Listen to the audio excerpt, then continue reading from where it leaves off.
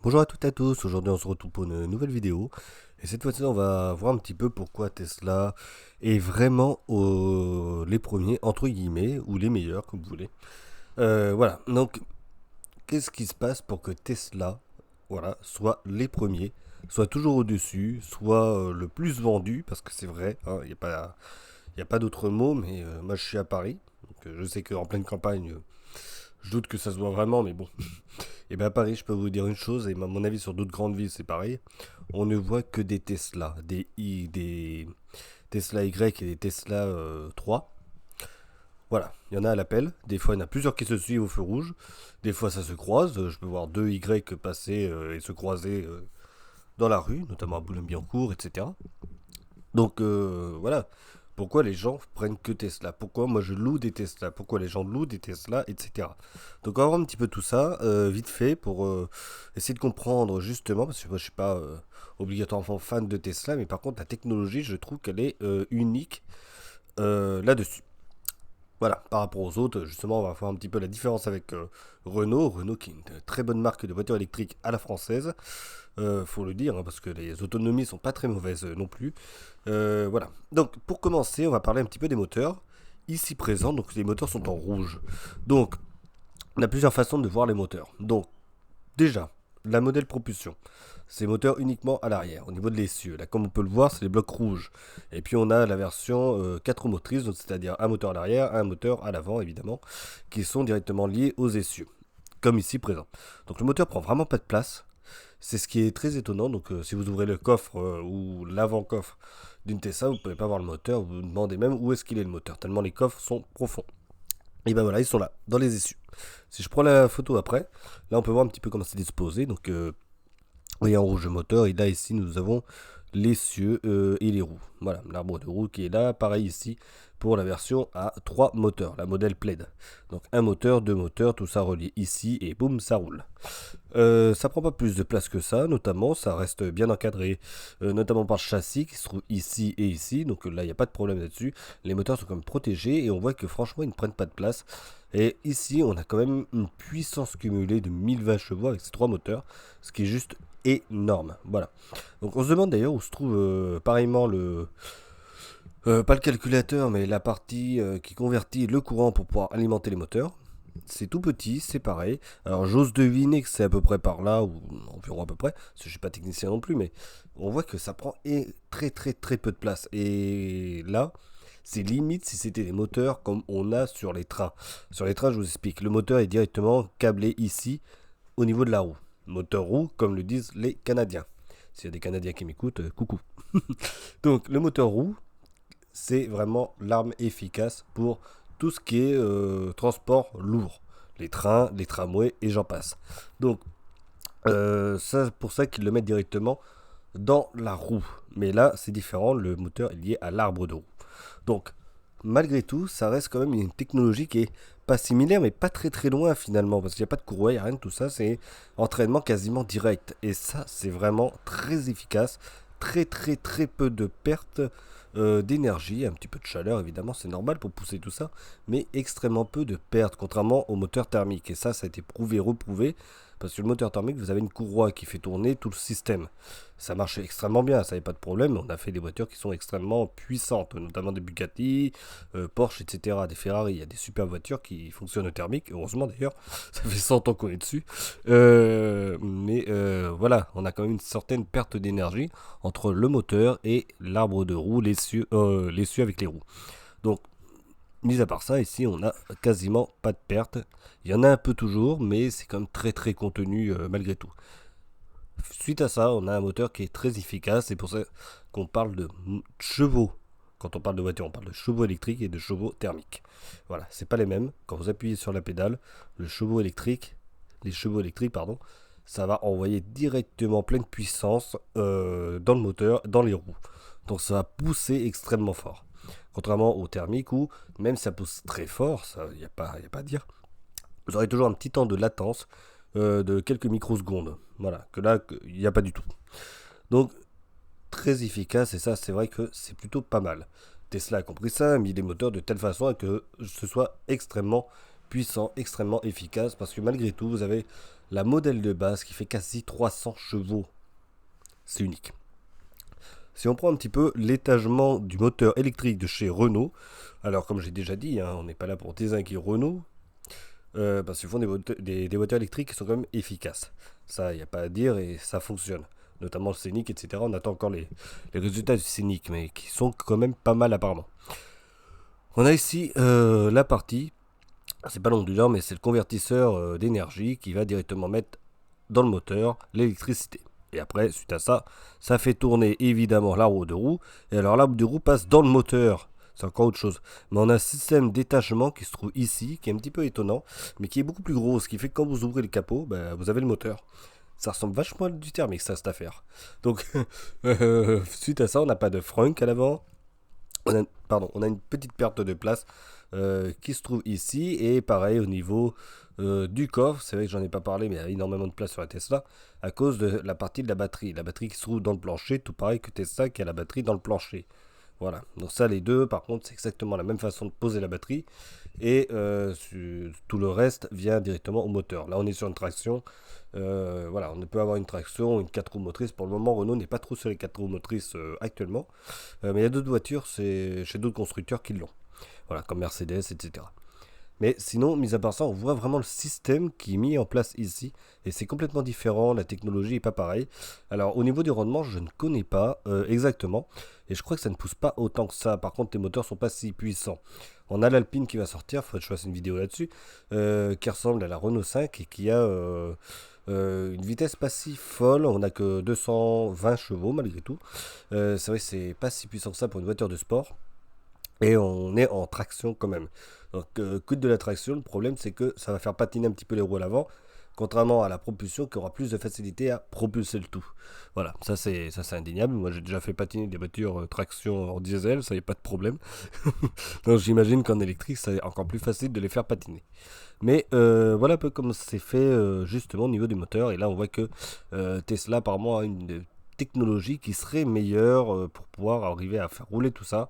Et de surcroît, on va parler de la deuxième chose. Donc là, vous voyez l'étagement, comment que c'est fait justement chez Renault. Donc la partie du convertisseur et le reste avec le moteur qui est ici. C'est pas si gros, mais c'est beaucoup plus gros que le moteur de la Tesla. Donc, si on revient sur Tesla, voilà. La deuxième chose, c'est que c'est l'aérodynamisme qui a été très travaillé chez Tesla, que ce soit la modèle S, la 3, la X, etc. Tous les modèles, je parle pas du Cybertruck, on va pas le mettre dedans.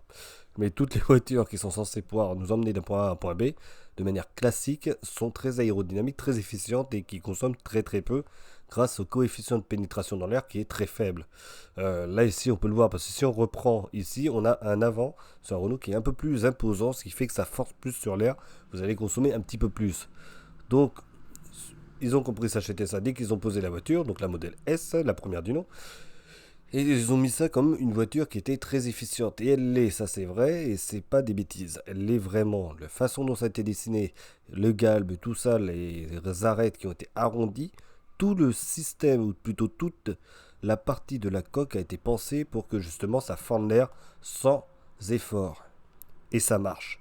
Autre chose, et je l'ai pas mis, mais les jantes, ça marche aussi dessus. Ils ont des jantes à effet moulin, on va dire. Et ces jantes-là, elles sont plutôt efficaces. Là où on va perdre un petit peu d'efficacité chez Tesla, et chez les autres aussi, c'est la grandeur des roues, parce qu'on a des roues de 19 pouces quand même, et c'est peut-être un petit peu grand pour tout ça. Un peu plus petit, plus d'économie et plus d'autonomie aussi, mais déjà on est pas mal. Mais c'est vrai que si on aurait des roues un petit peu plus petites, ce serait encore plus efficace au niveau du roulage, voilà, et de l'autonomie. Suite à ça, on va passer au superchargeur. Les voitures Tesla ont directement été d'une efficacité redoutable sur la recharge rapide. Et je dis bien rapide parce que dès le début, ils ont posé ça. Les chargeurs efficaces, rapides, les superchargeurs comme ils disent. Et c'est vrai, c'est rapide. On peut avoir du 170 kW de puissance jusqu'à du 250 kW de puissance, suivant le modèle que vous avez, que ce soit la performante, la S, la Plaid, etc. Celles d'aujourd'hui, elles sont extrêmement efficaces. La modèle 3 plafonne toujours à 170 kWh. Même la nouvelle, je l'ai testé, ça va pas plus haut. Mais ça veut dire quoi? Ça veut dire que votre voiture va charger en 10 minutes, 15 minutes, et vous pouvez repartir pour 150 km sans aucun problème, n'importe quel modèle, je précise. Donc, c'est pour ça qu'en fait, vous avez un truc qui est très étonnant chez Tesla, c'est que peu importe le modèle, ils ont simplement fait le changement sur la puissance de chargement de la batterie. Parce qu'une Model S, par exemple, aura une plus grosse batterie qu'une Model 3.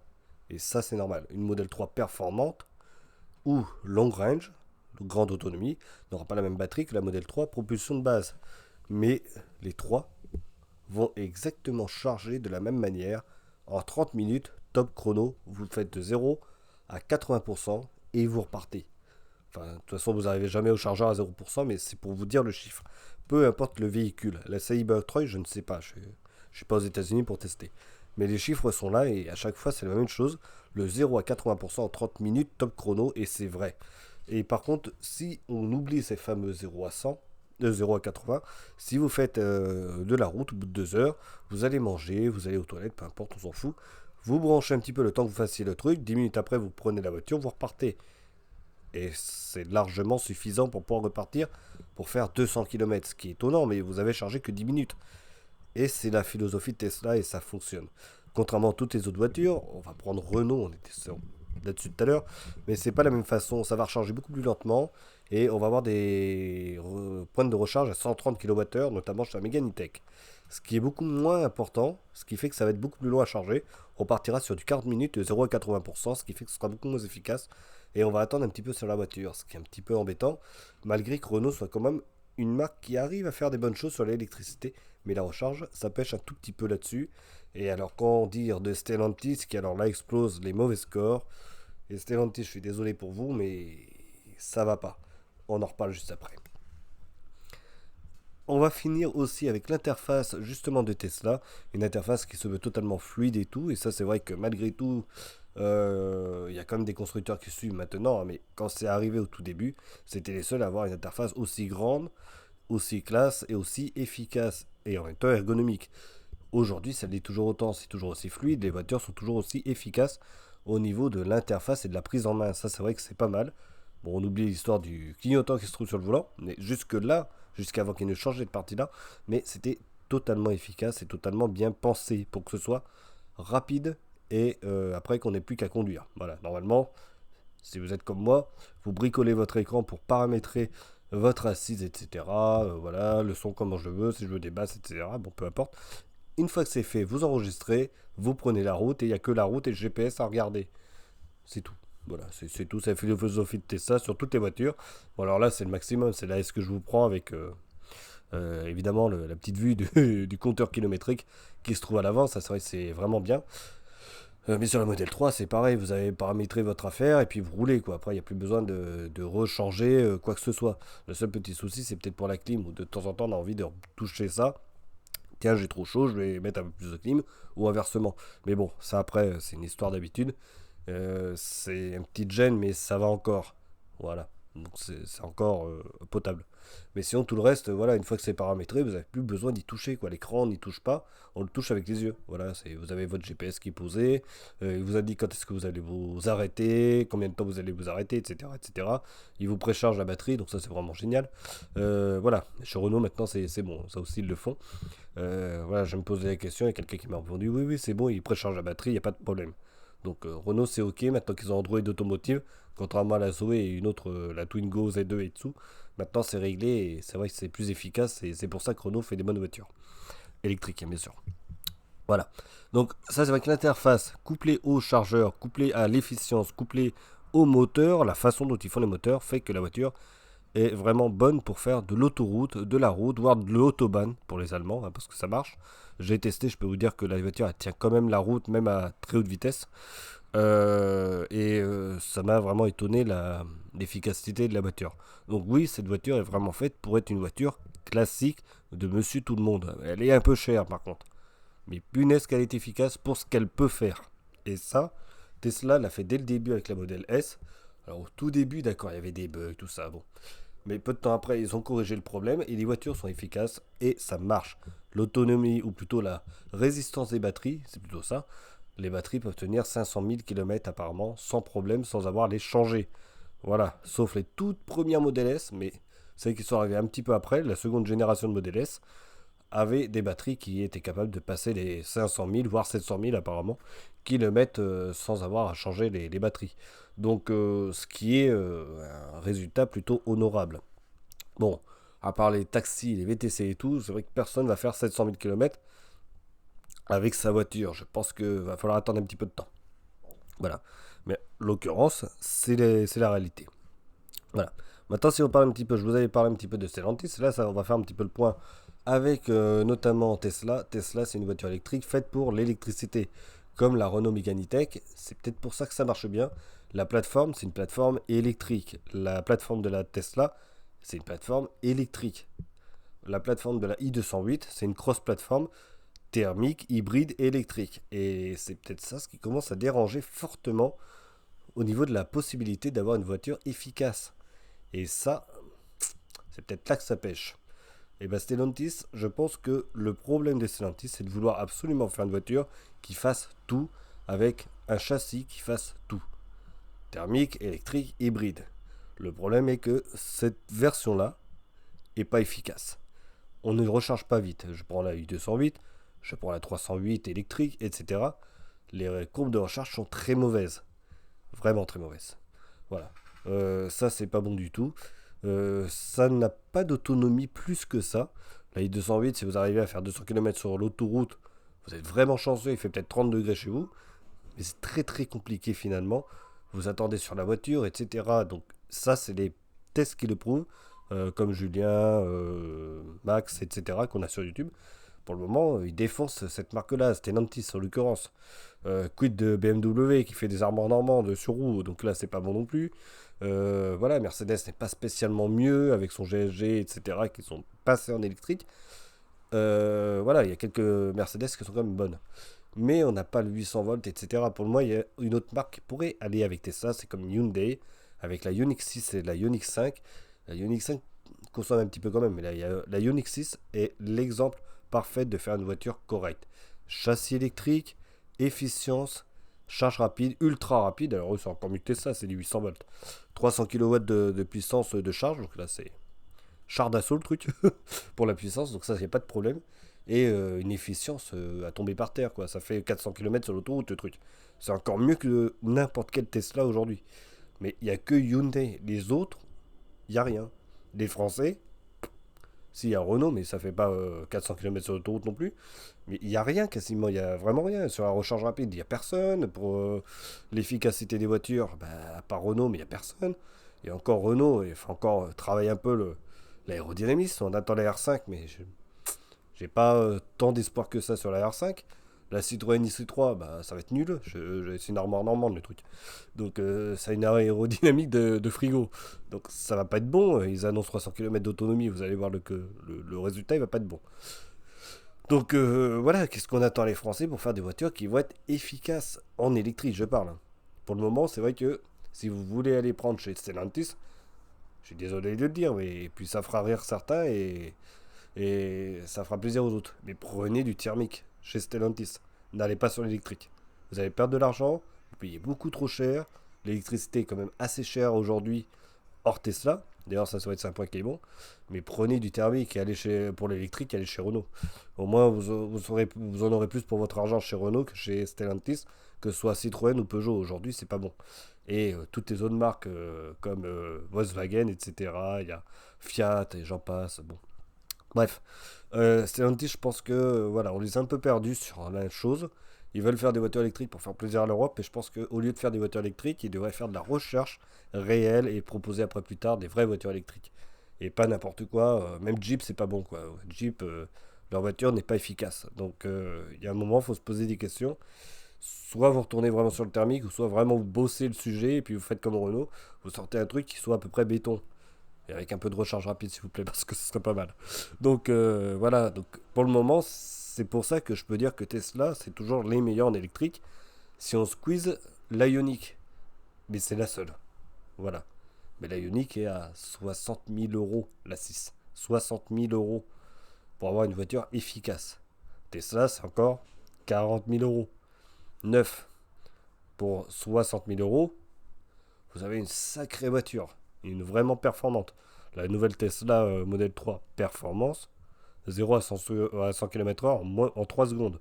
500 chevaux sous capot. Non, c'est extrême quand même. Donc vous avez vraiment une voiture qui en donne pour votre argent. Mais la Ioniq 6, oui, pour moi, c'est la seule qui est capable de rivaliser avec Tesla. Mais le reste, c'est vraiment en dessous et c'est vraiment dommage. Il faudrait que tous les constructeurs, s'ils veulent vraiment faire de l'électrique, se bougent les fesses pour faire des choses efficaces, vraiment efficaces. Pour le moment, c'est pas le cas. Bon, sur ces belles paroles, on se retrouve plus tard pour d'autres vidéos. Et je vous répète, je suis pas pro Tesla. Il y a beaucoup de défauts dans les Tesla quand même. Mais il faut se rendre à l'évidence. C'est peut-être pour ça que finalement, pour le bilan, on n'a que des Tesla dans les rues aujourd'hui. Allez, à bientôt.